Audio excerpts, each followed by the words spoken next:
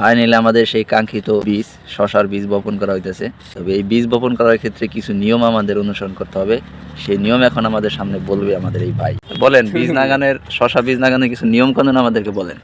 লাগান আগে বীজ বাজার থেকে কিনে নে, হ্যাঁ, পানিতে ভিজিয়ে রাখতে হবে কয়দিন? একদিন 12 ঘন্টা ভিজিয়ে রাখলে 12 ঘন্টা পরে পানি হালাই দিয়ে এটা তেনার ভিতরে বা টিস্যুর ভিতরে পেঁচে থুয়ে দিতে হবে। কয়দিন পরে গেরাই দিলে মুখটা ফাটবো, হালকা মুখ ফাটলেই এবারে লাগান দেবো ধান। তো বন্ধুরা, আপনারা বুঝতে পারছেন আশা করি। বীজ আনবেন, আনার পরে 12 ঘন্টার জন্য পানিতে ভিজিয়ে রাখবেন। তারপরে ওই বীজাণু থেকে উঠে আপনার টিস্যু অথবা যে কোনো জায়গায় কাপড়ের ভিতরে রাখিয়া দিবেন, যাতে বীজের ভিতরে হালকা অঙ্কুরোদ্গম শুরু হয় অথবা বীজটা কোনো রকম ফাটা ধরে আর কি।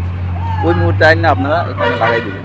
অবশেষে আমাদের এই যে পুরা বেড সবখানে আমাদের বীজ লাগানো শেষ। ওই পাশে ছিল করলা, ওই পাশে কিছু করলা ছিল, আর এখন লাগাই দিলাম শশা। এখন বীজ বপনের পালা শেষ। এখন আমরা অপেক্ষা করব কখন চারা বের হয়।